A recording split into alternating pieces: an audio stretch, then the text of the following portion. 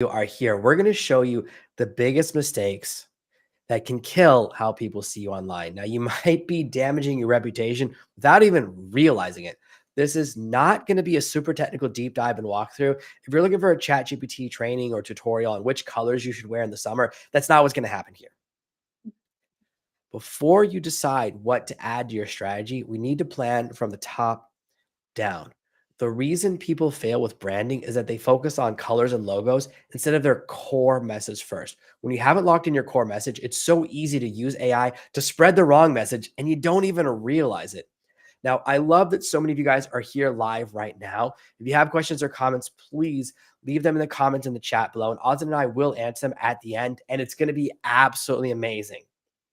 ChatGPT can be both your best friend and your worst enemy because it's the ultimate tool to magnify whether the message is the right message or the wrong one. Now, in the past year, I've trained over 500 experts to become entrepreneurs with ChatGPT and written the bestseller ChatGPT Profits. Ozan has helped some of the most elite executives in the world to establish new brands outside of the companies they have founded and grown. And together, we're going to show you the biggest mistakes that are hurting your branding at the intersection of AI. Number one, not dialing in your message first. Number two, trying to grow on multiple social networks at the same time. Number three, pumping out tons of AI content without quality control. In this live training session, we're going to cover a little bit on each of these topics today. When done correctly, you can grow and scale a personal brand that gets clients and high ticket speaking gigs very quickly. As we dive in, please make sure you're following both of us. Below this video, you can see the word speakers and a follow button underneath each of our pictures. Make sure you click on follow so that we can help you to succeed online every single week. Now, if you guys are excited, just put the words AI in the chat and let's dive in.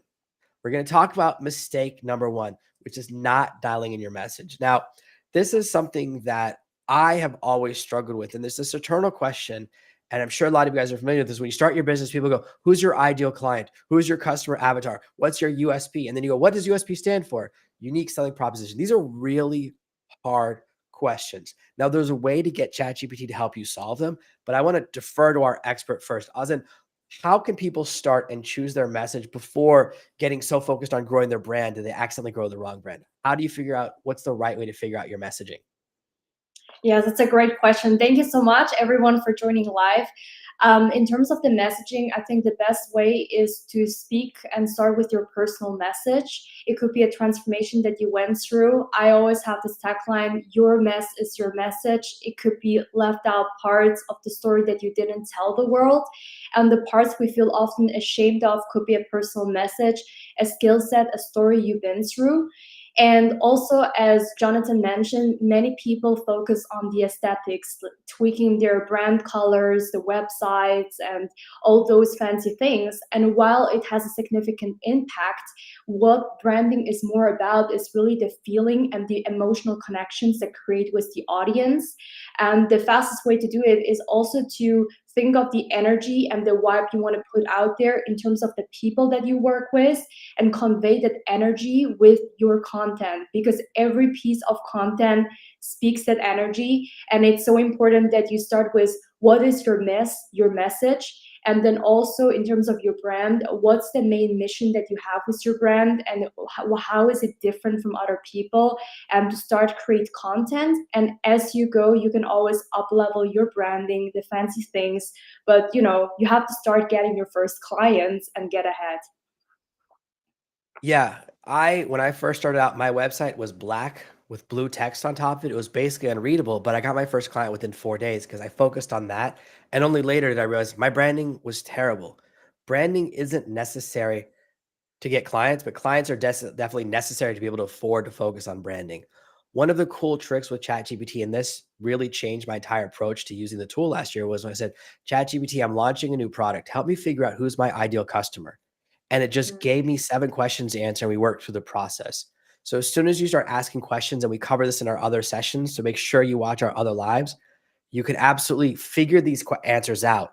Ozan gives you the right questions, and then you can take those questions and go ask them to ChatGPT. Now, make sure you guys throw the words AI in the chat. We want to make sure that a lot of people see this presentation. We love you guys are here with us. We're really testing different times. We're in different time zones. So I know this is early for some of you in America and the perfect time for those of you in Europe. So we appreciate all of you guys being here. Just throw the letters A in the chat to throw a little love to let us know you're having a good experience. And we are going to be giving away some really cool surprises right after this presentation to the people that are the most active in the chat. And also, it just helps us because when you post in the chat, then your network sees it and it allows us to explore and expand our brand. Now, let's talk about mistake number 2, numero dos, trying to get and grow on multiple social networks at the same time. There's this really huge pressure, and I feel it too. Every time there's a new social network, people are like, hey, are you doing this? Are you on TikTok? Are you on Vine? Are you on Snapchat? Now it's about okay, Mastodon. I'm on it, but I don't know how to use it. I've never sent or received a Snapchat. I have it, and it's really hard, I found, to try and grow multiple things at the same time. For me, every time I try and do that, I either can't maintain the consistency or the quality really drops. So, Ozan, why do you think people try so hard and feel this pressure to be on every social network? And what's the right approach? That's a great question. In terms of the omnipresence of multiple social media networks, there is a duality of it, and I'm going to share both. One of the things with omnipresence, it always depends on what stage you are in business. For people starting out from scratch, I recommend starting with 1, 2 main platforms and really focusing on that. Because when I started out, I focused mainly on Instagram and my Facebook was synchronized. And I made my 6-figure months the first time only through Instagram, Facebook, not through LinkedIn. And I started to scale. I started to add on TikTok and LinkedIn. But again, this pressure, we hear that advice a lot. So I think it's just normal. And if you want to have an international brand, it does help to have omnipresence. But the first thing is really, I call it the 5-finger system. You got to have one offer to one problem solved to one target audience and run it with one system for 1 year. If you do that on one platform, you're going to succeed already. And that's how you scale to 6, 7 figures. And then from there on, you have to systemize. So the way I later switched from Instagram, Facebook to adding the omnipresence was because I have a system. I know that I can repurpose my podcast or this live right here and put it into Reels and TikToks. But because I have the system, I can do it and don't overwhelm myself. But for starting out, don't stress yourself. You can still hold onto that big goal to go really big, but start with 1, 2 main things and think of where your main clients right now are. Yeah. So the lesson I learned was to figure out which network your clients are using. If your clients are not on TikTok, you don't need to post on TikTok. And certain social networks and platforms are better for different types of products. Instagram and TikTok are very visual. If you're selling something that's not visual, it's a little bit more challenging. And some networks have a lot more written content. I read a lot more content on Facebook than I do on TikTok, right? So you want to figure out which platform is my audience on and how can you do that? This is a great question. Once you've gone through number 1, where you figure out your avatar with ChatGPT, you go to question 2. Now that I know my avatar, which social network should I focus on? ChatGPT has all the data. Instead of having to do this massive data collation, what I did when I started out was like psychographics, demographics, all of this data and figure out which social network was the right one for my audience. And my audience has changed. As I've gotten older, as I've gone from 30 to 43 in my business, my audiences went from younger than me. Now they skew older than me. And I've switched from targeting Facebook to LinkedIn. And along the way, I went through other social networks that existed for a while. MySpace is long gone. I was so good at that. But you can do this and really use these questions from Ozan in collaboration with ChatGPT to start getting your answers. When you ask a question, it can be really successful. Now, guys, we're so excited to have you here. Make sure that you're following Ozan. If you're not, make sure you're following me. If it's your first time seeing us, we have a personal branding. And really, when Ozan talks about personal branding, she is talking about building a presence where you can sell directly and actually generate a business. It's not about optimizing your profiles. It's so much bigger than that. And when I talk about ChatGPT, I'm talking about building a business, generating revenue, getting a raise at your job, and making sure that your resume is fireproof just in case they decide to let everyone go at your company or do a purge. You're the one who's protected. Now, let's talk about mistake number 3. This is the one that it's kind of my personal one. Ozan doesn't get as crazy about this, but this drives me crazy, which is that people that go, well, I need a lot of content. They think the answer to problem 2 is like, oh, I want to be on every social network, but I can't create enough content. Let AI create it for me. Now, because I'm an AI expert and I work with ChatGPT and the other platforms so much, I can always tell when it's an AI generated image and I can tell how much effort someone put into it. I can tell if they use like a 5-sentence prompt or a 3-word prompt, basically a lazy prompt, like cat on a table. That's a lazy prompt that's going to get you a generic image, of course. So I can see that difference. I'm like, oh, they didn't even put any effort in. I don't mind an AI image if it looks nice. How many times have you seen stuff talking about in the digital landscape or in the coming digital era, comma? That's always a ChatGPT post. I have never used the word pondering other than when talking about how ChatGPT says it all the time. I never say the word landscape. So when I see these words, it really actually turns me off. And this is where you can really start to damage your brand, because when people notice that you're just generating AI content, they go, oh, this person doesn't care about me. And in fact, the people in my feed that do a lot of AI content, I exit all the time because I don't want to see that. And I say, stop showing this to me, LinkedIn. That's where I spend most of my time. That's why we're hanging on LinkedIn today. So I actually want that content to go away. So if you guys are doing that and making that mistake, this is the time to stop that. And the key thing here is quality control. If you're posting content you haven't read, your business is in danger, because ChatGPT sometimes says stuff that it should not say. It's an AI, which means every time you ask a question, it gives a different answer. You don't want to accidentally post something that's offensive, that's inaccurate, that's dangerous. And then you go, oh, sorry, it's not my fault. I didn't read it. That is not how you protect yourself from culpability. As people found out in the last year, that's not an excuse that works. Just like saying, oh, my dog ate my homework doesn't work. Oh, the AI wrote it. Yeah, but you posted it. So you're still responsible for it. So anything that goes out under your name or brand, you absolutely need to take seriously. So Ozan, I want you to take over here. Why do you think people are trying to overuse AI, and what's the right way to do it to accelerate their brand? And really, what's better, to put out a ton of content or put out the right content, but not as much? Again, this is a great one, and I think I want to share two perspectives. I think volume definitely matters, especially when you start out. You get quicker data faster, you can adapt and improve. And whenever I grow my podcast, my socials, when I was in volume, like some people do one post a week, I did like 2 posts per day. And obviously, I grew more exponential and I trained the skills. So, yeah, the volume matters, but you also want to bring the quality. If your content is not like 11 out of 10 really great for your target audience, like people won't follow you. So that's really important. And back to your questions, in terms of AI, it's been such a huge rise and trend as well. People hear that everywhere. So I think it's an indirect pressure, like, oh, I got to use AI, like I'm left behind. But it's also like the way I, for example, go about it is I love to write content and my blogs in a way without actually AI, but I use AI in a way to give me some direction. So when I say, like, for example, the biggest struggles business owners have with personal branding or whatever your industry is, I could type it in ChatGPT or have like some structure, but I would never just like copy paste the whole text or the article and then just kind of tweak a few wordings and post it. But it helps me so much in my research, in things that I maybe didn't even thought of, and it gives inspirations and directions. And even with photos, me and Jonathan, we had a look yesterday at some things that popped up on our LinkedIn feed, and it's amazing because there's so many posts, and he can recognize, oh, that's AI, that's AI.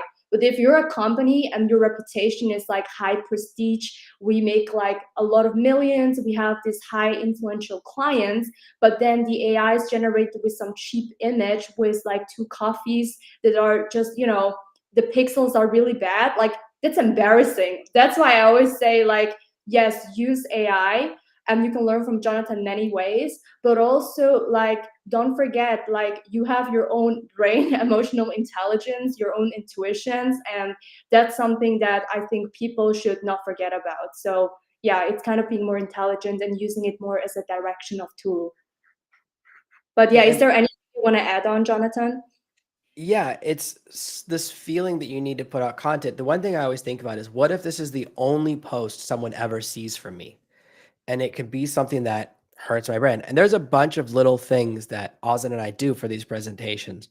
So there's a ton of stuff that goes into, I spend so much time playing with the lights, choosing the right color, changing my shirt. I don't, I only wear shirts like this for videos. If you guys watch my other type of videos where I'm wearing a V-neck, that's what I normally wear because I live on the equator. So it's really hot. And I think about that. I spend a lot of time deciding how many buttons to do, all of these little things. I'm actually standing up right now because it changes the tone of my voice, because my voice, I wish it was deeper, but it's not. So all of these little things that you don't think about can be part of your branding and what you do. So it's not always just the logo. So all of those things are passive, right? Once I set up the lights, I'm not actively like changing them and pushing buttons. And there's all these things I could be doing. Like I was showing Ozan before, like, yeah, I could change this and like, oh, look at things are changing all the time. That's a distraction, right? Not the right thing to personal branding. So sometimes the temptation is to do more, but just think I would rather just do where everything is something I'm proud of. So that if someone goes, like this, what happens for my podcast, whenever I get a new subscriber, I notice 300 new downloads that day. And that's because a person's downloaded the back catalog. So people are going to look at your old content. They do look at your old posts, and all of that does kind of matter. So just think, is this something that is the right messaging? And I'm an AI person. And so you'd think, oh, Jonathan's doing tons of AI posting. Not really. I really think I use it to accelerate me and use it to grow my brand. But I'm always part of it. And even if you're using a ton of AI, please just read the post before you post it. At least have that level of quality control. Now, guys, if you've had a good time, I see that a bunch of you hit the follow button, which I absolutely love. Please, we love when you're super active. Hit AI in the chat, say the AI in the chat. And of course, you can share this with your network. Just click the share button below this video and then hit repost to feed if you found this useful. That helps us, and it also helps you. It allows us to kind of expand your brand and kind of associate us together, which we want to do to support every one of you guys who's here. This has been really awesome. Now, we did have a couple of questions come in. I want to talk about the first one, Ozan, and this is one I'm going to need you to take the lead on. One question that came in is, Jonathan mentioned that you do more than personal branding. What's the difference between what you do in personal branding? That's a great question because I'm not very good at answering it. Ozan, please explain the difference. Yes, sure. So the personal branding, I always say to people, that is not the reason why people pay me money or turn into my clients, because it's, people speak a lot about the profile optimization, so it looks aesthetically amazing, but it's a byproduct and part of the process that we do. But the reason why many people come and work with me is they want more inbound clients. They want to grow their brand influence in terms of freeing up their time as a business owners. And it's also about, like, if you want more press, media, and invitations, it's a lot about building the personal brand in the process. And that's why when you come to me and you're someone that you feel like you're chasing down clients on the road and you're not growing and you don't know how to create content, that every piece of your content makes money, this is what I'm here for. So it's usually from the offer creation to the whole monetization part, where I guide you one-on-one on that. And the outcome that you get is that you have a clear system that you can run with more freedom in time, and that you have an attraction marketing that actually people text you. That's what it is. So again, if you're interested in learning more about this, you can chat me up and I can ask you a few questions and see around that.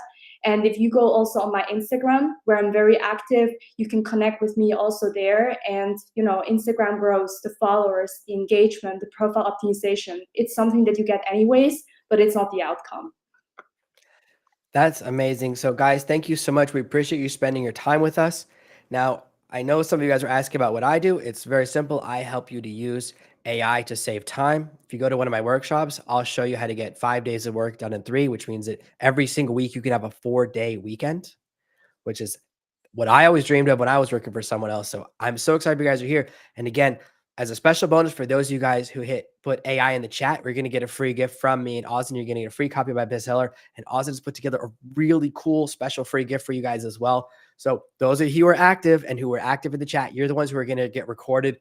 We like to keep the time tight on these because we respect your time so much. So thank you guys so much for being here for the special live stream about AI branding mistakes to avoid in 2024 with Jonathan Green and Ozan June. And we'll see you guys in the